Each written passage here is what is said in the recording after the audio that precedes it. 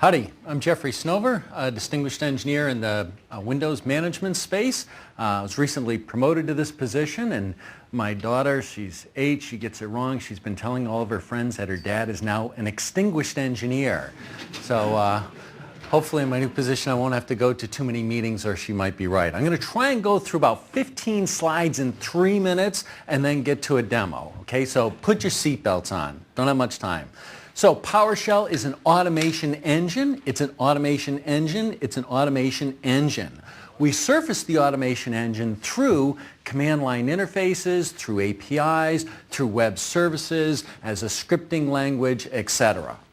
Okay? Why is it successful? There you go. This is some VB script in Exchange, and there's the equivalent in PowerShell. Great productivity gains. People like it a lot. Deja vu. Okay, lots of downloads. We have over 3.5 million downloads. It's available on XP and above. In the next version of Windows, it will be available on all SKUs on by default. So a few years from now, there'll be a couple 100 million copies out there. And the new version 2 will be available down level as well. And what's new in version 2? Oh my God, just a ton of stuff, incredible amount of stuff. We've been moving very quickly. That's the good news. The bad news is we are digging ourselves out of a 30-year hole, so there's quite a bit to do. Here's a big animal picture of the architecture. In the middle is the automation engine itself. On the right are all the stuff that it talks to. .NET, WMI, COM, blah, blah, blah, blah, blah, XML. And then you got the user experience, the shell, the language, the debugger. And then how do you make sense of all those things we're doing in version 2? We've got themes. Marketers like themes. Production scripting. We want people to do serious automation with PowerShell, right? This is not a toy. People are going to run their business. They're going to run their data centers on this. It's got to work. It's got to be great. It's got to be reliable. It's got to be fast. So how's that translate into a set of features? A bunch of stuff. Transactions. Yep, you got it. An interactive shell that actually supports transactions. Modules to be able to take scripts, bundle them together, share them. Restricted language, so you can define subsets of language. Trust you guys, you can do a bunch. You guys, not so much. Enhance the debugger, and then advanced functions. Prior to in version 1, the only way you could write a commandlet is the right abstraction, an abstraction designed for a user, verb noun based, high level task oriented abstraction with the right semantics. Right semantics, what's that? If I do something that's going to have a side effect on the system, you should always be able to say minus what if, minus confirm, and minus verbose. So that's what commandlets are about, developing abstractions to the right syntax and right semantics. In version 1, you can only do that in C# and VB, and now you can do it in PowerShell itself, and we now support native code. GUI over PowerShell. All of Microsoft's administrative GUIs going forward are going to be layered on top of PowerShell. Why? Because then the GUI, you're assured anything you do in the GUI, you can also automate, and the GUI teaches the automation. So you guide people through things, right? GUIs are great. We love GUIs. We're not walking away from GUIs, but click, click, click on 100,000 machines, not so much, right? So what are we doing for that? New APIs, new controls, thread control, good stuff. Community feedback, responding to the users. People set our object adapters. We have an adaptive type system. Adaptive type system basically says developers give you types that are usually wrong, usually don't meet your needs, and we adapt it to meet your needs. We got some of those wrong, in particular the ADSI adapter. But a bunch of new commandlets, bunch of new language features. But here's the thing I really want to talk about in this topic, and that is what we call the universal code execution model. And here, if you think about it, a lot of languages allow you to express your intent. Good stuff. We think that's the beginning of the task. So that's certainly the beginning of the task for our users. Our users need to take that intent and then have it work somewhere. Okay? So when I talk about code, I mean expressions, commands, command sequences, script blocks, scripts. And you should be able to say, I'd like to run them here. I'd like to run them in the background. I'd like to run them on this machine. I'd like to run it on thousands of machines. I'd like to run on thousands of machines a couple at a time. I'd like to run it with my credentials or your credentials or those credentials. Okay? I'd like to run it in an environment where I can do anything or environments where I can only do a subset of things. I'd like to be able to do it based upon user input or schedules, etc. So this is actually quite a broad vision, and frankly we've done quite a bit in this version 2, but there's quite a bit more to go. We're not done with this. So with that, okay, the big elements of that are remoting. We have this universal remoting where you can take code, move it around, execute things, get objects, move them around. Background jobs, eventing, notion of restricted run spaces or restricted PowerShell, and something we call the mobile object model. I don't know if that was that wasn't 3 minutes, but let's go to the demo.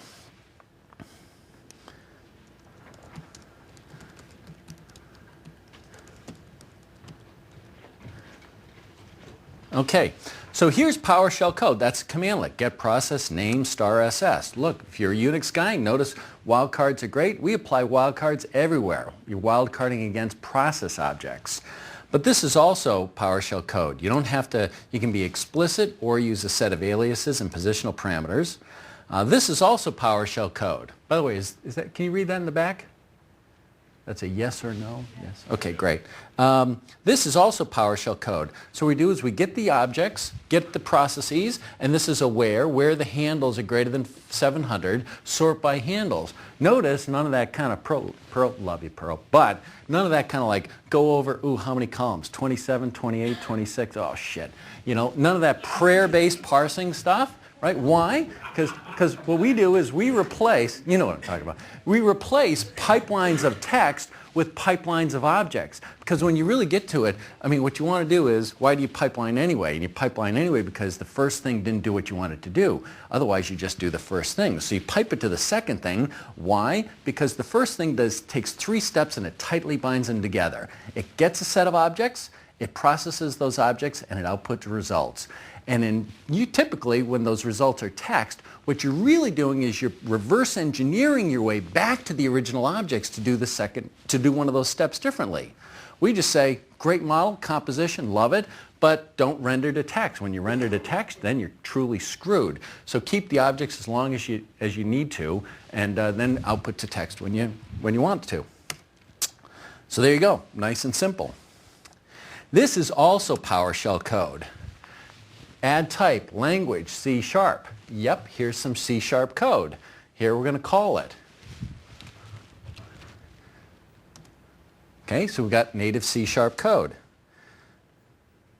Okay, now all the stuff that I'm doing, all the steps in this process are running in process. Here, I'll say PowerShell, put it within squiggle brackets, and everything runs out of process. Okay?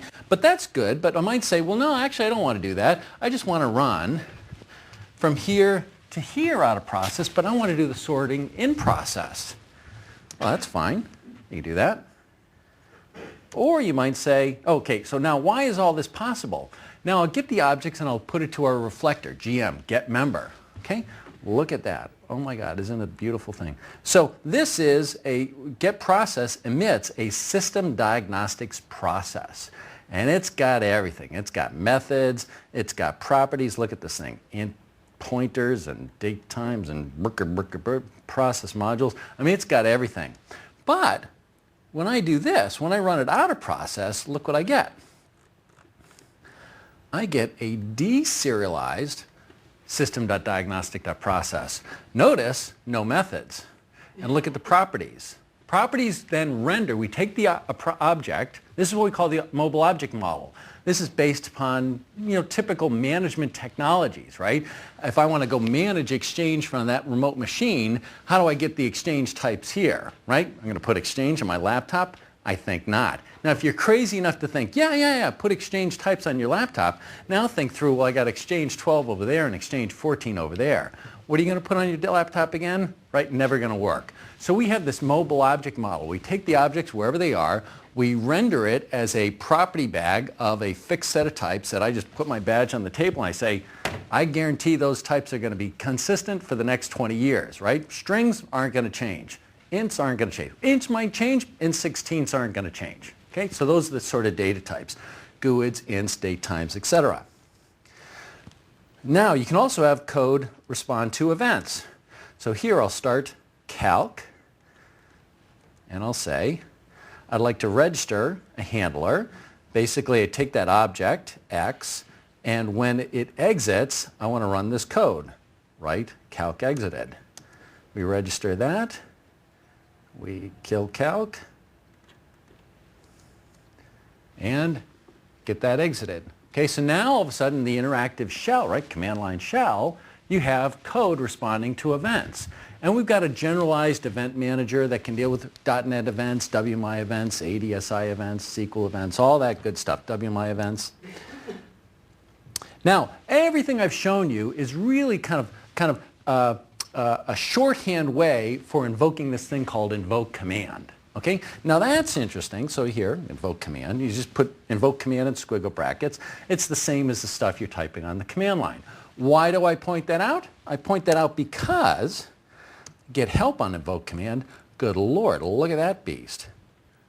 Invoke command is the thing that we now use to invoke this universal execution model. You'll see how you can begin to add stuff more and more incrementally to invoke command to get exactly the semantics you want. Okay? So we're going to do a bunch of this stuff. So now what I'm going to do is I'm going to assign a variable script to be this lambda. Get me the processes where the handles are greater than 700, sort the handles. Okay, so that's a variable. And I can say ICM, invoke command, invoke that lambda, and it runs. Yay, that's great. But now I can say I want to run that code on that machine there. Turns out that machine's this machine. Don't worry about that.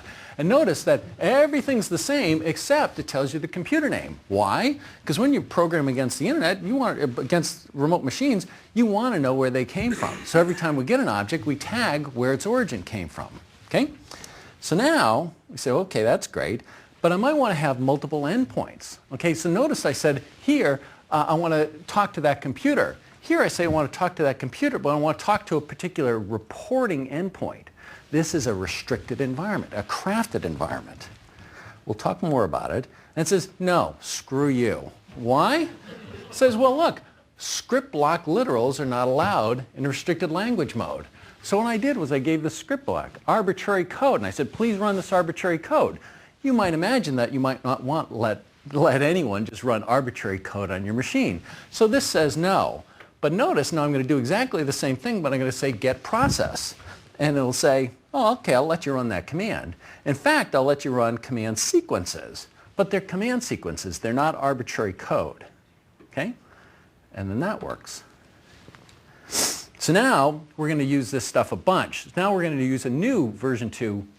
2 minutes? 2 minutes, good Lord. We're going to use splatting. Splatting, we run this. Splatting basically takes a hash table and emits it as parameters.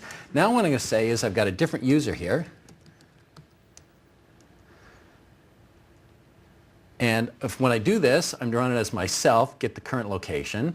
But here I use a different set of credentials. And it fails. Why does it fail? I don't know. Let's see. Well, here are all the different types of credentials we support. Lots of different types. We'll support a ton of networking options. Credentials, security checks, all that stuff. Anything. This stuff works across the internet, uses web services, anything you want. So here, we'll get all the processes. Here, we use, again, different set of credentials. It says no. Why? Because when I do this, it shows me all these processes, but when I use the admin credentials, it's broken. What it does is it takes a look at who's coming in and says, you get these set of things and you get those set of things. It's different. And here's what I was pointing out. You have different endpoints and you have different access. So this endpoint, admins are allowed. This endpoint, everyone's allowed, but it has an initialization script. And this is what that initialization script looks like. Comes in and says, hey, here are the commands I want to offer you. If you're Snover, you get all the gets. Otherwise, you get just a few of them.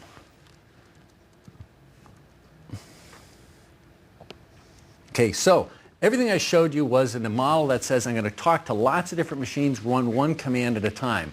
But I might want to talk to a set of machines in multiple commands. So you can set up a session. So that's what we did there. We set up a session, new PS session, and now things are much quicker. Right? They happen very quickly. Get process, top process. I can get the PID. Now here's the thing. What I've done now, notice I'm doing invoke command and sending a script block over there. Script blocks, commandlets are just .NET classes where we extract the grammar to drive a common command line interface. What we're going to do is we're going to reach across the wire, extract the grammar, and emit a local proxy. So that's what we've done here. So now when I say get top process, it is in fact running, it looks like it's here, type it, tab completion, all that works, but when I execute it, it runs over there. To prove that to you, this is what the code looks like. I'm running out of time. Happy, happy. I'm running out of time. We also support job management, the ability to do things, run a command, get the results back immediately, run the command, get results back upon one at a time. Right? So you can say, I'd like to perform this operation on 1,000 machines, 50 at a time. You can get the results back from each of the individual machines or get them back as a collective. You can control them en masse or individually. There you go. I'm going to get the hook. So that's PowerShell version 2. Great stuff. Give it a try. Next time I'll get more than 15 minutes. I'll show you some more.